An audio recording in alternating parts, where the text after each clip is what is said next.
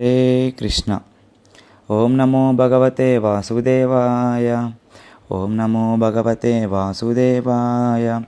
ఓం నమో భగవతే వాసుదేవాయ. ఓం అజ్ఞానతిమిరాంధస్య జ్ఞానాంజనశలాకయా చక్షురున్మీలితం యేన తస్మై శ్రీగురవే నమః. నమో ఓం విష్ణుపాదాయ కృష్ణప్రేష్ఠాయ భూతలే శ్రీమతే భక్తివేదాంత స్వామిన్ ఇతి నామినే. నమస్తే సారస్వతే దేవి గౌరవాణి ప్రచారిణే నిర్విశేష శూన్యవాది పాశ్చాత్యదేశతారిణే. జయ శ్రీకృష్ణ చైతన్య ప్రభు నిత్యానంద శ్రీ అద్వైత గదాధర శ్రీవాసాది గౌరభక్తవృంద. హరే కృష్ణ కృష్ణ కృష్ణ హరే హరే, హరే రామ రామ రామ హరే హరే. భక్తులందరికీ కూడా స్వాగతం సుస్వాగతం. అదేవిధంగా ప్రవచనం వింటున్న భక్తులందరికీ కూడా నా యొక్క వినయపూర్వక పాదాభివందనాలు. హరే కృష్ణ. ఎంతగానో ప్రేమ చూపిస్తున్నారు, ఎంతోమందికి ఈ ప్రవచనాలని షేర్ చేస్తున్నారు. నన్ను భగవంతుని చేరుకోవడానికి మరొక మార్గం, మరొక మెట్టు, నా యొక్క ఈ మార్గాన్ని సుగమం చేస్తున్నారు. అర్హత లేనప్పటికీ కృష్ణ కథను చెప్పమని గురువుగారు ఇచ్చిన ఆదేశం ప్రకారం నా యొక్క సేవ, నా యొక్క ప్రయత్నం కొనసాగిస్తూనే ఉంటాను. మీ అందరు కూడా పెద్ద మనసుతో ఆశీర్వదిస్తున్నారు. అందరికీ కూడా మరొకసారి నా యొక్క కృతజ్ఞతలు. ఈ దామోదర మాసంలో దామోదర లీలనే మరొక కోణం నుంచి చర్చించుకుందాము. ఈ దామోదర లీలని ఈ 45 రోజుల పాటు చర్చించుకున్నా కూడా భక్తులకి తనివి తీరదండి. ఎందుకంటే ఈ లీలలో అన్ని అద్భుతాలు, అన్ని వింతలు, అన్ని విశేషాలు, నిగూఢమైన రహస్యాలు, జీవిత సత్యాలు, మనం నేర్చుకోవాల్సినటువంటి ఎన్నో విషయాలు ఈ దామోదర లీలలో నిగూఢంగా దాచిపెట్టి ఉన్నాయన్నమాట. ఈ దామోదర లీల ప్రత్యేకించి ఈ ప్రవచనం వింటున్న భక్తులు కూడా స్కిప్ చేయకుండా చివరి దాకా వినండి. మీ ఫ్రెండ్స్తో కూడా షేర్ చేయండి. చాలా అద్భుతంగా ఉంటుంది ఇవాళ పార్ట్. ఇవాళ మనము ఈ దామోదర లీలని భక్తి రసాయనము అనే గ్రంథం నుంచి చర్చించుకుంటున్నాము. ఈ భక్తి రసాయనం అనే గ్రంథాన్ని రచించింది హరిశౌరి అనే భక్తుడు అనమాట. ఒక 2 నిమిషాలు ఇతని గురించి చెప్పుకుందాము. ఈ హరిశౌరి అనే ఆయన నాసిక్ ప్రదేశానికి చెందిన అతను అనమాట. ఇతను కశ్యప గోత్రంలో జన్మించినటువంటి బ్రాహ్మణ కులానికి సంబంధించినటువంటి వ్యక్తి. ఇతను 30 సంవత్సరాల పాటు తన దైనందిన కార్యక్రమాలు జరిగిన తర్వాత ఒకరోజు ఒక ప్రతిజ్ఞ చేస్తాడనమాట. ఇవాల్టి నుంచి ప్రతిరోజు బ్రహ్మముహూర్తంలో నిద్రలేచి స్నానం చేసి 108 సార్లు విష్ణు సహస్రనామ స్తోత్రాన్ని పారాయణం చేసి 12 అధ్యాయాల శ్రీమద్ భాగవతాన్ని పఠించి గోవులకి సేవ చేసి అప్పుడు చివరిలో ఇంకేదైనా సమయం కాస్త మిగిలి ఉంటే ఆ రోజు నేను కాస్త ప్రసాదం తీసుకుంటాను అనని. దీంతోపాటే అతను సంత తుకారాం జాతికి సంబంధించిన భక్తులు అనమాట. వాళ్ళు ప్రతిరోజు గాయత్రి మంత్రం కూడా జపించేవాళ్ళు త్రిసంధ్యలలో. అట్లా ఈ దైనందిన ప్రతిజ్ఞ ఏదైతే ఉందో ఆ ప్రతిజ్ఞ మొత్తం పూర్తయిన తర్వాత మాత్రమే తను పచ్చి మంచినీళ్ళు కానీ లేదంటే కొద్దిగా ప్రసాదాన్ని కానీ ముట్టుకునేవాళ్ళు అనమాట. ఆ విధంగా 12 సంవత్సరాల పాటు తను తీవ్రంగా ఈ నిష్టను పాటించిన తర్వాత ఒకరోజు ఫైనల్గా అతనికి శ్రీకృష్ణ భగవానుడి యొక్క సాక్షాత్తు దర్శనం లభిస్తుందన్నమాట. కొండ మీద ఆవుల్ని తిప్పడానికి వెళ్ళినప్పుడు వెనక నుంచి వీపు మీద ఎవరో టపీమని ఇట్లా కొడతారు. ఎవరా అని మనం చూస్తాము. కానీ ఇతను ఏం చేశాడు తెలుసా? ఆ చెయ్యి పట్టుకొని, ఓ నా స్వామి, నా కృష్ణయ్య, నా గోపాలుడా, వచ్చావా నా కోసము నన్ను చూడటానికి అని చెప్పి అతను కృష్ణుని పట్టుకొని వెంటనే కృష్ణుని గుర్తుపట్టేస్తాడనమాట. అంత ప్రేమపూర్వక సంబంధం హరిశౌరికి మరియు కృష్ణుడికి ఉంటుందన్నమాట. అప్పుడు కృష్ణుడు వెంటనే అతన్ని అర్భకుడా అని పిలుస్తాడనమాట. సంస్కృతంలో అర్భక అంటే పుత్రుడా అని అర్థం. అప్పుడు కృష్ణుడు అతనికి ఒక ఆదేశం ఇస్తాడు. అతనికి నామకరణము కూడా చేస్తాడు. సూరి అని చెప్పి అతన్ని పిలుస్తారనమాట. సూరి అంటే ఇంటెలిజెంట్ పర్సన్ అనని. హరిసూరి అని ఎందుకయిందంటే హరి గురించి నీకన్నా ఇంకెవ్వరికి ఎక్కువగా తెలియదు, నీకే చాలా బాగా తెలుసు అని చెప్పి అతనిని హరిసూరి అని నామకరణం ఇవ్వడం జరుగుతుంది. కృష్ణుడు అతనికి ఆదేశం ఇస్తాడు, 10వ స్కందం గురించి నువ్వు నీ భాష్యం రాయి అనని. అప్పుడు ఈ హరిసూరి అడుగుతాడు, స్వామి నేనేమో ఆవుల్ని కాసుకునేవాడిని, నాకేం వస్తుంది స్వామి, నాకంతగా ప్రత్యేకించి నాకు ఏం తెలియదు స్వామి, నేనేదో నా యొక్క ఈ పారాయణాలు, ఈ గాయత్రి మంత్ర జపము ఏదో చేసుకుంటూ ఉంటున్నాను, అంతే తప్ప నేనేమి రాయగలను స్వామి అంటాడనమాట. అప్పుడు కృష్ణుడు చెప్తాడు, నా ఆదేశాన్ని పాటించు, నువ్వు సక్సెస్ఫుల్ అయిపోతావు అని చెప్పి కృష్ణుడు హరిసూరికి ఆదేశం ఇచ్చి అక్కడి నుంచి నిష్క్రమిస్తాడనమాట. శ్రీమద్ భాగవతము 10వ స్కందంలో ఫస్ట్ 49 అధ్యాయాలు మొత్తము కూడా శ్రీకృష్ణుడి యొక్క బాల్యలీల, వృందావన లీల గురించి సుఖదేవ గోస్వామి 2500 శ్లోకాలలో వర్ణిస్తారనమాట. ఈ ఫస్ట్ 49 అధ్యాయాలు మాత్రమే.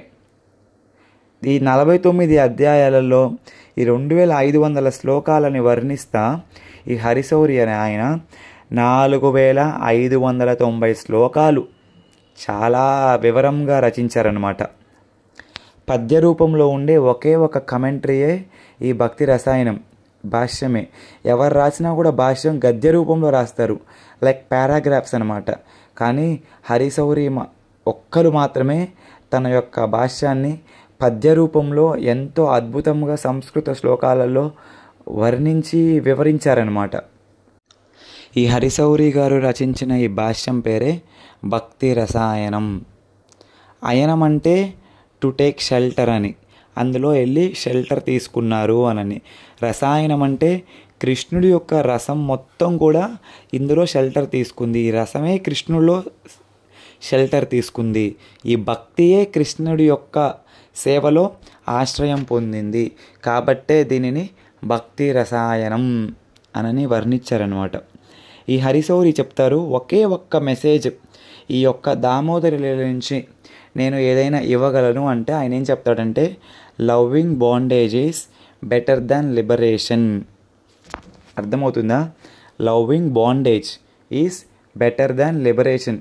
మోక్షం కన్నా కూడా ప్రేమపూర్వకంగా తనని ప్రేమించిన వాళ్ళ యొక్క చేతుల్లోనే బందీగా ఉండడం కృష్ణుడికి చాలా ఇష్టము.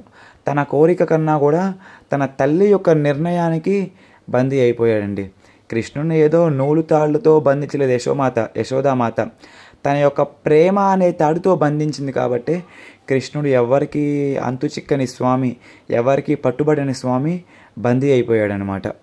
ఈ దామోదరిలో మొదలైన తర్వాత కొద్దిసేపటికి మనం శ్లోకంలో చెప్పుకోవాలంటే 10వ స్కందం 9వ అధ్యాయం 4వ శ్లోకంలో కృష్ణుడు వెంటనే నిద్ర నుంచి మేల్కొని వచ్చి టపీమని యశోదామాత చిలుకుతున్న వెన్నకుండ యొక్క తాలూకా కర్రని పట్టేసుకుంటాడనమాట.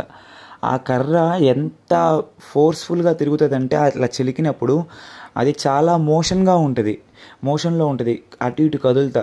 దానిని ఆగిన తర్వాత మాత్రమే పట్టుకోగలుగుతాం. కానీ కృష్ణుడు ఎందుకు అంత వేగంగా వచ్చి పట్టుకున్నాడు తెలుసా?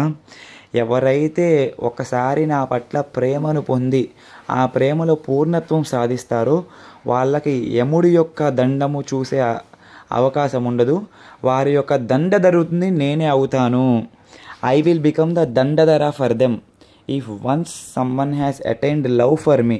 ఎవరైతే నా పట్ల ప్రేమని పూర్తిగా సిద్ధింపజేస్తారో, ఎవరైతే నన్ను చేరుకునే మార్గాన్ని సుగమం చేసుకుంటారో వాళ్ళు యమదండాన్ని చూసే అవకాశం లేదు, వాళ్ళకు అటువంటి గతి పట్టదు, వారి యొక్క దండధరుడిని నేనే అవుతాను అని చెప్పి చెప్పడానికి కృష్ణుడు యశోదామాత పట్ల ఆ దండాన్ని పట్టుకుంటాడు.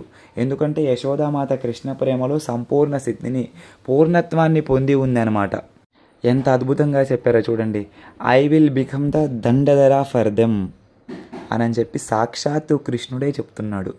రెండవ క్యాజువాలిటీ, ఈ దామోదర లీలలో కృష్ణుడు అసలు ఎందుకు కోపగించుకున్నాడు? క్షీర సముద్రాన్ని వదిలేసి నేను ఇక్కడికి వస్తే పొయ్యి మీద ఉన్న 4 లీటర్ల పాలో 5 లీటర్ల పాల గురించో యశోదామాత వదిలి వెళ్ళిపోతుంది ఏంటి? నన్ను కావాలని చెప్పి మునులు, యోగులు, సిద్ధులు, చారణలు, గుహ్యలు, కొన్ని లక్షలాది మంది భక్తులు నా యొక్క దర్శనం కోసం, నా యొక్క సాంగత్యం కోసం ఎదురు చూస్తూ ఉంటారు. అట్లాంటిది సాక్షాత్తు నేనే వచ్చి యశోదామాత దగ్గర కూర్చుంటే నన్ను వదిలేసి యశోదామాత ఆ కొద్దిగా పాలు ఏదో పొంగుతున్నాయని చెప్పి వెళ్ళిపోతుందా అని కృష్ణుడికి కోపం వస్తుంది. అక్కడ పాలు ఎందుకు పొంగాయని చెప్పి ఇతను హరిశౌరి అనే ఆయన వర్ణిస్తున్నాడు అనమాట. మనం గమనించుకోవాల్సిన విషయం ఏంటంటే, కృష్ణ లీలలో ప్రతి వస్తువుకి కూడా చేతన ఉంటుంది. అచేతన స్థితిలో జీవం లేకుండా కృష్ణలీలలో ఏది కూడా ఉండదండి. ప్రతి వస్తువుకి కూడా చేతన, ప్రాణశక్తి, జీవశక్తి అనేది ఉంటుంది.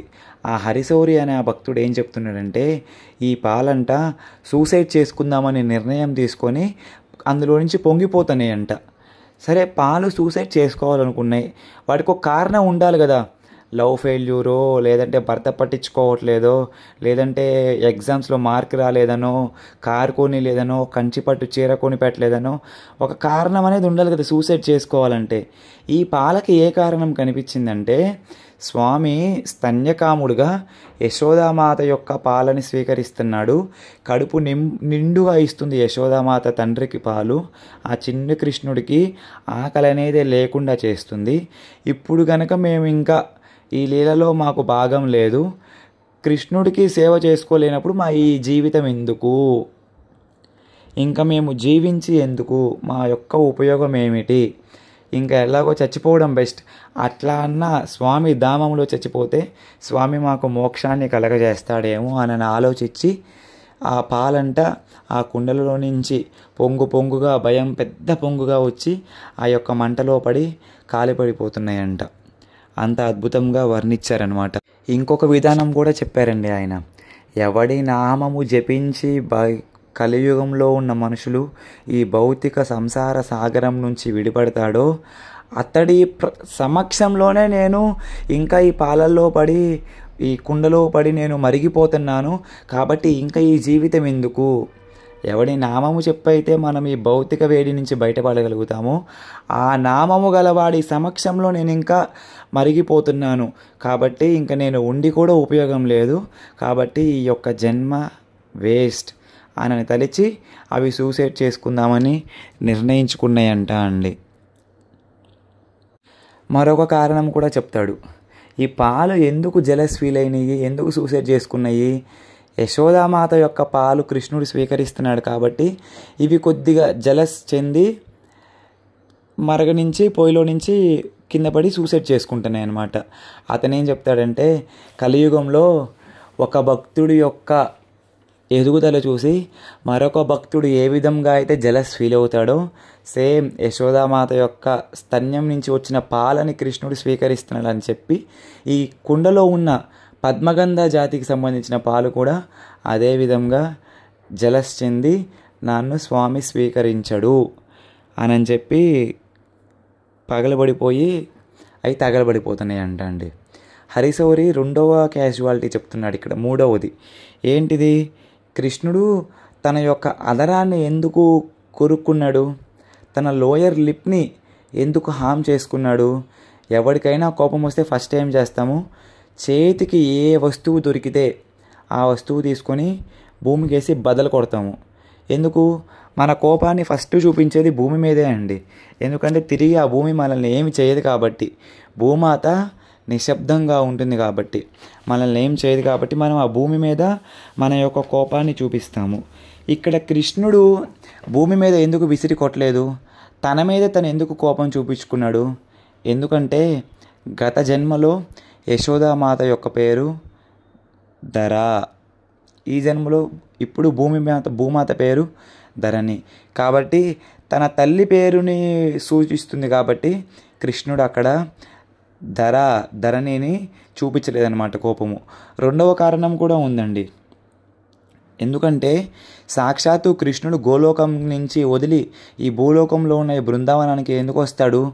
సత్యే దైత్యకులాది నాశ సమయే సింహూర్ధ్వ మత్స్యకృతి త్రేతాయాం దశకందరే పరిభవే రామేతి నామకృతి గోపాల పరిపాలయన్ వ్రజపురే భారం హర ద్వాపరే గౌరాంగప్రియ నామకీర్తన కలియుగే చైతన్య నామ ప్రభో.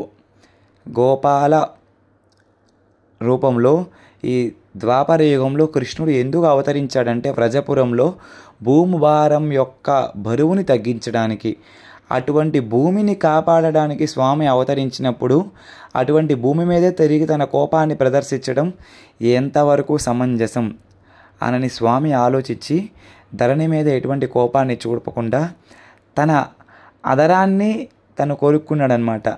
ఆ అదరం కూడా ఎంత అద్భుతంగా ఉందని వల్లభాచార్య ఎక్స్ప్లెయిన్ చేస్తాడు. ఆదరం మధురం వదనం మధురం అని, తన ఆదరమే ఎంతో అద్భుతంగా మధురంగా ఉంది అనని. మరొక కారణం కూడా ఉందండి. వరాహ అవతారంలో ఈ భూమాతనే హిరణ్యాక్షుడు తనని దాచిపెడతాడు గర్భోదక సముద్రంలో. ఆ గర్భోదక సముద్రం నుంచి కాపాడడానికే స్వామి స్వయంగా విష్ణుమూర్తే కృష్ణుడే వరాహ అవతారాన్ని తీసుకొని వస్తాడనమాట. అటువంటి స్వామి మళ్ళీ తిరిగి నా చేతులతో కాపాడిన ఈ భూమి మీద నేను తిరిగి కోపం ప్రదర్శించడం సమంజసం కాదు అనని తనను తను హర్ట్ చేసుకున్నాడనమాట. అలా కోపంలో ఉన్న కృష్ణుడు ఏం చేస్తాడు, యశోదామాత ఆ కొన్ని పాలని సేవ్ చేయడానికి వెళ్ళింది కదా అని చెప్పి, ఉండు యశోదామాత తిక్కకు నేను చెప్తానని చెప్పి స్వామి ఏం చేస్తాడంటే ఆ వెన్న కుండ, ఆవిడ ఏదైతే చిలుకుతుందో వెన్న కుండని ఒక రాయి తీసుకొని పగలగొడతాడనమాట. ఆ పగలగొట్టిన వెంటనే ఆ కుండలో ఉన్న వెన్న మజ్జిగ మొత్తం చిలికి ఆ యొక్క అంతఃపురం మొత్తం కూడా పేరుకొని పోతాయి అన్నమాట. అది చూసిన యశోదామాత తిరిగి వచ్చిన తర్వాత 2 చేతులు తన నడుము మీద పెట్టుకొని నవ్వుకుంటుంది. ఎందుకు నవ్వుతుంది అని చెప్పి హరిశౌరి గారు ఎక్స్ప్లెయిన్ చేస్తున్నారు. ఎందుకంటే తనేదో కొద్దిగా పాలు ఎంతవరకు పొంగుతాయండి, మొత్తం పొంగిపోయి మాడిపోవు కదా. అట్లా కొన్ని పాలను సేవ్ చేయడానికి నేను వెళ్తే ఇక్కడ ఈ తుంటరోడు ఏం చేశాడు, కుండ మొత్తం బద్దలు కొట్టి కుండలో ఉన్న వెన్న మొత్తం నేలపాలు చేశాడనమాట. దానికి ఆయన ఏం చెప్తాడంటే దీనిని సంస్కృతంలో వధున్యాస్మాపన్యాయ్ అని అంటారనమాట. దీనికి ఒక మంచి ఎగ్జాంపుల్ ఇస్తాడు. ఒక రాజ్యంలో ఒక బ్రాహ్మణుడు ఉన్నాడంట. తను ఒక ప్రతిజ్ఞ చేశాడంట, ప్రతి ద్వాదశి రోజు నేను నా చేతి నిండా, నా పిడికలి నిండా రాజ్మా గింజలు అంటే సమ్ కైండ్ ఆఫ్ ధాన్యం ఇస్తాను. నేను ఎవరైతే వస్తారో వచ్చిన ప్రతి ఒక్కళ్ళకి నేను ఈ పిడికలి నిండా ధాన్యాన్ని వారికి బహుమతిగా దానం చేస్తాను ప్రతి ద్వాదశి రోజు అని ఒక ప్రతిజ్ఞ పూనాడంట. అయితే అట్లా ఆ వార్త అటు ఇటు చేరి మొత్తం రాజ్యం మొత్తం పాకి, రాజ్యం వరకే కాదు చుట్టుపక్కల రాజ్యం నుంచి కూడా ఈ దానం తీసుకోవడానికి రావడం మొదలైందంట. ఇతను చూసి అమ్మో ఇట్లా అయితే నా గూడెంలో ఉన్న ధాన్యం మొత్తం అయిపోతాయేమో, ఇట్లా చేయను నేను, కొత్తగా నా కోడలు వచ్చింది, అది చిన్నపిల్ల, దాని పిడికలు ఎంత ఉండిద్ది, నా అరచేయిలో కన్నా చాలా తక్కువగా ఉండిద్ది, కాబట్టి తన చేత నేను ధాన్యం ఇప్పిస్తాను అని చెప్పి తను ఇవ్వడం మానుకొని ఆ కోడలి పిల్ల చేత ఇవ్వడం మొదలుపెట్టాడంట. అయితే ఈ కోడలు ఎంతో సౌందర్యవంతురాలన్నమాట. ఆవిడ్ని చూడటానికి ఈసారి ఏం జరిగింది, ఆయన రాజ్యం నుంచే కాకుండా చుట్టుపక్కల రాజ్యాల నుంచి కూడా జనం రావటం మొదలైందనమాట. అట్లా తనేదో 4 గింజలు సేవ్ చేద్దాం అనుకుంటే ఈ జనాల తాకిడి ఎక్కువైపోయి ఈ ధాన్యం కోడల చేత ఇప్పించడం వల్ల కొన్ని వేల మంది, వందల మంది కాస్త లక్షల మంది తన ఇంట్లో ధాన్యం స్వీకరించడానికి రావటం వల్ల గూడెంలో ఉన్న ధాన్యం నిలువలు మొత్తం కరిగిపోయినాయి అంట. అట్లా యశోదామాత ఏదో కొద్దిగా పాలను సేవ్ చేద్దామని వెళ్తే కృష్ణుడు ఏం చేశాడు, తన యొక్క వెన్నకుండ మొత్తం బద్దలు కొట్టి వెన్నకుండలో ఉన్న వెన్న మజ్జిగ మొత్తం కూడా ఇల్లంతా పారబోసాడు. మనందరికీ తెలుసు రాబిన్ హుడ్ ఉన్న వాళ్ళ దగ్గర దొంగిలించి లేని వారికి పంచుతాడనమాట. సేమ్ కృష్ణుడే అసలైన ఒరిజినల్ రాబిన్ హుడ్ అనమాట. మనం కలియుగంలో చూడటం కాదు, ద్వాపర యుగంలోనే రాబిన్ హుడ్ లక్షణాలు కృష్ణుడు ప్రదర్శించాడు. ఆ వెన్నకుండ పగలగొట్టడంతోనే కృష్ణుడి యొక్క కోపము, ఆయన యొక్క పగ చల్లారల. వెంటనే వెళ్ళి ఆ వెన్న కుండలు యశోదామాత గతంలో చిలికి తయారు చేసినటువంటి వెన్న, నెయ్యి, మజ్జిగ ఎక్కడెక్కడైతే స్టోర్ ఉన్నాయో అక్కడ కూర్చొని కృష్ణుడు ఏం చేశాడు, కోతుల్ని పిలిచి పంచడం మొదలుపెట్టాడు అనమాట. దేని మీద కూర్చున్నాడు కృష్ణుడు, ఒక పాత చెక్క రోటి మీద కూర్చొని ఆ కోతులకి పంచడం మొదలుపెట్టాడు అనమాట. కూర్చొని ఆయన కోతులకన్నిటినీ ఆ వెన్నని పంచడం మొదలుపెట్టాడు అనమాట. అట్లా కోతులకి వెన్న తినిపిస్తున్నాడు అనమాట. వెన్న తినిపించేటప్పుడు స్వామి యశోదామాత వెనక చిన్న బెత్తం తీసుకొని వస్తుంది. అది ఎలా చూశాడు స్వామి అంటే ఆ కోతుల యొక్క కనురెప్ప లోపల చూసి ఒక్కసారిగా పరిగెత్తడం మొదలు పెడతాడు. చూడండి, అందరినీ అభయమునిచ్చు చెయ్యి, అటువంటి చెయ్యి యశోదామాత చేతిలో ఉన్న చిన్న కర్రను చూసి భయపడిపోతుంది. అట్లా ఎంత దూరం పరిగెత్తినా సరే యశోదామాత స్వామిని పట్టుకోలేకపోతుంది. హరిశౌరి ఏం చెప్తాడంటే, ఎవరికైతే కొద్దిగా గొప్ప అయినా సరే కోపం ఉంటుందో వాళ్ళ మనసులో వాళ్ళు కృష్ణుని చేరుకోలేరు. మీ ఈ లీలలో కూడా చూడండి, యశోదామాత కృష్ణుని పట్టుకోవాలన్న కోపంతో ఎంతవరకు అయితే పరిగెత్తిందో అంతవరకు కృష్ణుడు బంధింపబడడు. ఎప్పుడైతే కృష్ణ అని చెప్పి యశోదామాత అని ఒక్కసారిగా పట్టుకోవాలని ప్రయత్నించిద్దో వెంటనే పట్టుకోగలుగుతుంది అనమాట యశోదామాత. అట్లా ఎప్పుడైతే యశోదామాత కృష్ణుడు పట్టేసుకొని బంధింపజేయడానికి రెడీగా ఉంటుందో అప్పుడు కృష్ణుడు తన యొక్క కళ్ళని తన చేతితో రుద్దుకుంటాడనమాట. ఆ కంటికి ఉన్న మస్కరా ఏమంటాం మనం తెలుగులో, మస్కరా అది కళ్ళకి పెట్టుకుంటాం కదా, బ్లాక్ లేడీస్ కాటుక, ఆ కాటుక మొత్తం బుగ్గలంతా అవుతుంది అనమాట. హరిశౌరి ఏం చెప్తాడంటే, కృష్ణుడు అనుకుంటున్నాడంట ఈయన 2 నేత్రాలు, ఒకటి సూర్యుడు ఒకటి చంద్రుడు, అదేవిధంగా కూడా సూర్య చంద్రుడు 2 జాతులకు సంబంధించి ఆవిర్భవించాం మేము. ఇప్పుడు కనుక నేను ఏడ్చి నా కంటికి ఉన్న ఈ కాటుక మొత్తం కూడా ఆ కన్నురెప్ప నీటితో తడిచి కన్నీటితో తడిచి నా ఒంటి మీద కనుక ప్రవహిస్తే నా యొక్క రెప్యుటేషన్ ఏమవ్వాలి, ఆ రెప్యుటేషన్ మొత్తమే కాదు ఈ 2 వంశాల యొక్క పరువు ప్రతిష్టలు ఏమైపోవాలి, మంట కలిసిపోతాయి కదా అని చెప్పి కృష్ణుడు ఆలోచిస్తా ఆ నీళ్ళు అనేది రాకుండా అక్కడక్కడే తుడుచుకుంటున్నాడంట తన కనురెప్పలని. యశోదామాత ఫైనల్గా కృష్ణుని బంధించిన తర్వాత కృష్ణుడిని 2 ప్రశ్నలు అడుగుతుంది మా యశోదమ్మ. ఫస్ట్ ప్రశ్న ఏమిటంటే, వెన్న కుండ ఎవరు పగలగొట్టారు? కృష్ణుడు ఏం ఆన్సర్ చెప్పుంటారు ఆలోచించండి. నేను కాదునో చెప్పుంటారు కదా, మనం అందరం అనుకుంటాం. కానీ హరిశౌరి ఏం చెప్పారు తెలుసా? వెన్నకుండ ఎవరు పగలగొట్టారన్న ప్రశ్నకి కృష్ణుడు సమాధానం అంట, పరమాత్ముడి యొక్క శిక్ష, పనిష్మెంట్ బై పరమాత్మ అని సమాధానం చెప్పాడంట. రెండవ ప్రశ్న, కోతులకి ఎవరు వెన్న తినిపించారు? కోతులకి ఎవరు తినిపించారు ఈ వెన్న అని యశోదామాత అడిగితే కృష్ణుడు ఏం సమాధానం చెప్పాడంటే, ఆ కోతులని సృష్టించిన వాడు తినిపించాడు వెన్న. కోతులని సృష్టించినవాడు తినిపించాడు వెన్న. మీరందరూ కూడా ఆలోచించవచ్చు అసలు ఈ కోతులు ఎవరు అని. వల్లభాచార్య చెప్తున్నారు, ఈ కోతులన్నీ కూడా రామలీలకు సంబంధించినవి. త్రేతాయుగంలో శ్రీరాముడు వారధి కట్టేటప్పుడు ఏ కోతులైతే వానర సైన్యం రూపంలో రామస్వామికి సేవ చేసినాయో ఆ కోతులే కృష్ణలీలలో ఈ ద్వాపర యుగంలో కృష్ణుడి లీలలో కృష్ణుడితో పాటు ఆ కొద్దిపాటి ఎంజాయ్ని ఆనందించడానికి స్వామి లీలలో ప్రకటితమైనాయనమాట. ఆ లీలలో రాముడికి ఛాన్స్ దొరకలా వాటితో తిరిగి ప్రతిస్పందించడానికి. అందుకే వాటన్నిటిని తీసుకొచ్చి ఇక్కడ తన లీలలో భాగం చేసుకున్నాడు అనమాట కృష్ణుడు.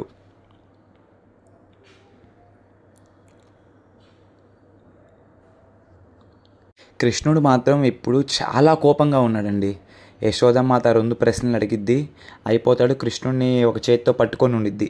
ఎందుకు ఇక్కడ కృష్ణుడు కోపంగా ఉన్నాడంటే, కృష్ణుడు అనుకుంటున్నాడు అనమాట, ఆ సాధువులు మునులు యోగులు వీళ్ళందరూ చెప్తా ఉంటారు నా గురించి పెద్ద పెద్ద ప్రవచనాలు, హరిషడ్ వర్గాలు, కామ క్రోధ లోభ మోహ మద మాశ్చర్యాలు ఈర్ష్యా ద్వేషాలు ఇటువంటివన్నీ కూడా కేవలము నా నామము జపించినంత మాత్రాన్ని తొలగించబడతాయి.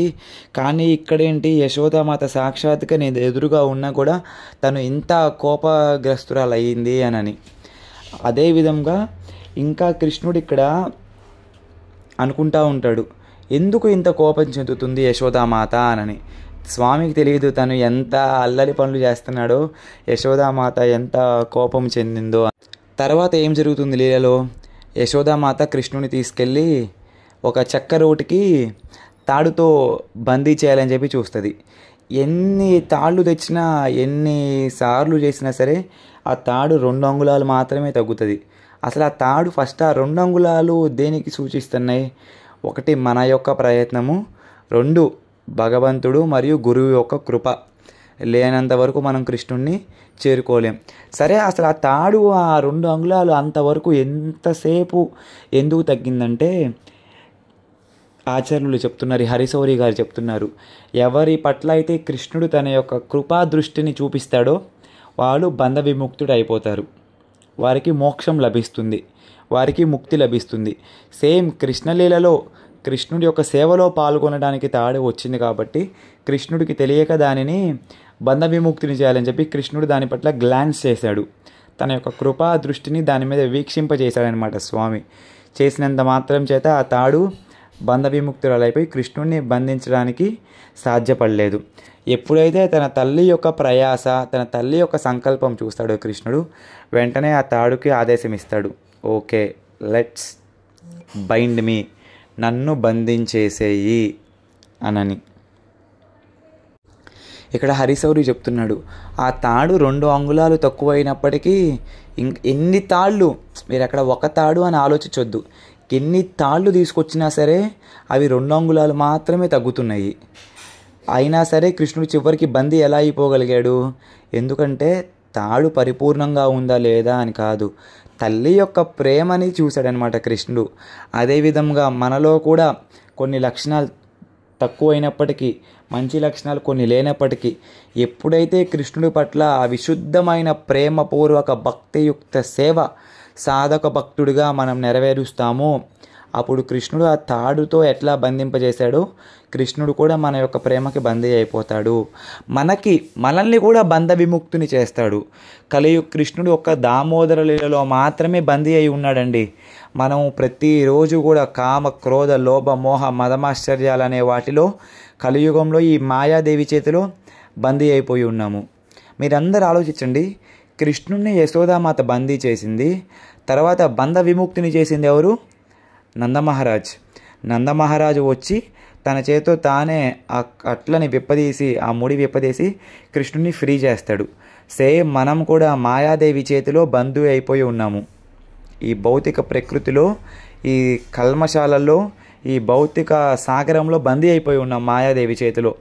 మనల్ని కూడా బంధ విముక్తిని చేయాలంటే మన తండ్రి అయినటువంటి పరమాత్మ శ్రీకృష్ణ భగవానుడు ఖచ్చితంగా రావాలి. ఆయన రావాలి అంటే మనము ఆయన చెప్పిన మార్గంలో ప్రేమపూర్వక భక్తియుక్త సేవ అనేది ఖచ్చితంగా మనము నెరవేర్చాలి, అనగా మనము పాటించాలి. హరిశౌరి గారు ఏం చెప్తారంటే, రాముడులాగా అవతరించినప్పుడు దశరథుడికి ఎంత ఆనందం ఇచ్చాడో నాకు తెలియదు, కానీ కృష్ణలీలలో కృష్ణుడు యశోదామాతకి ఇచ్చిన ఆనందము, యశోదామాతకి ఇచ్చిన సౌభాగ్యము, యశోదామాతతో కృష్ణుడు ప్రవర్తించే విధానము, సకల చరాచర సృష్టిలో యశోదామాతకి లభించిన ఇటువంటి వైభవము మరెవ్వరికీ లేదు. నేమం విరించిన భవ నశ్రీర్ అభ్యంగ సంశయ ప్రసాదం లేబిరే గోపి ఎత్తత్ ప్రాప్య విముక్తిదాత్. సృష్టిలో ఆఖరికి బ్రహ్మదేవుడికి కానీ, శివుడికి కానీ, సాక్షాత్తు భగవంతుడి పత్ని అయినటువంటి లక్ష్మీదేవికి కానీ కూడా లభించినటువంటి సౌభాగ్యము, ఆ కీర్తి, ఆ యశస్సు, ఆ వైభవము, ఆ ప్రేమ యశోదామాతకు మాత్రమే లభించినాయండి. హరిశౌరి ఏం చెప్తాడంటే, ఈ లీల మొత్తంలో కూడా అత్యంత విశేషమైన పాయింట్ ఏంటంటే యమలార్జున వృక్షాలని బంధ విముక్తులని చేయటం.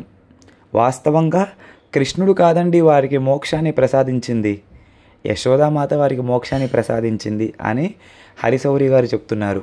ఎట్లా అంటే, యశోదామాతే గనక కృష్ణుడిని ఆ రోటికి బంధింపలేకపోతే కృష్ణుడు ఆ విధంగా రాడు కదా.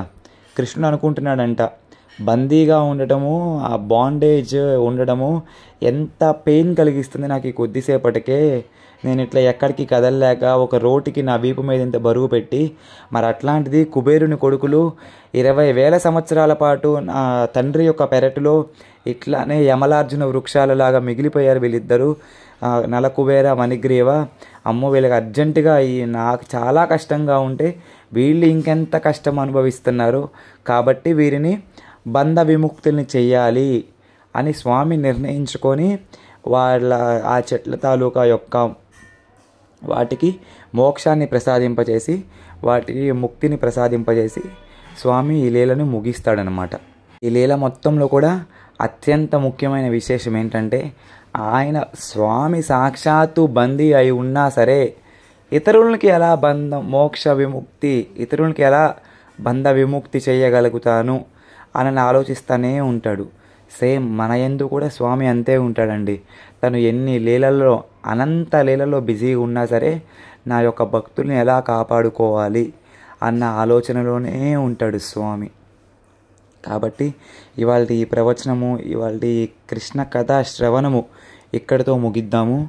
నెక్స్ట్ క్లాస్లో దామోదరాష్టకం యొక్క అర్థము ఎంతమంది వినాలనుకుంటున్నారో చాలా అద్భుతంగా ఉంటుంది. అది కూడా చాలామంది విని ఉంటారు, చాలామందికి చాలా కొత్తగా అనిపిస్తుంది కూడా. మన యొక్క సనాతన గోస్వామి రాసిన దిగ్దర్శిని టీకా అనే యొక్క భాష్యం నుంచి చర్చించుకుందాము. ఎంతమంది వినాలనుకుంటున్నారో దయచేసి కామెంట్స్ రూపంలో తెలియజేస్తే ఆనందిస్తాను.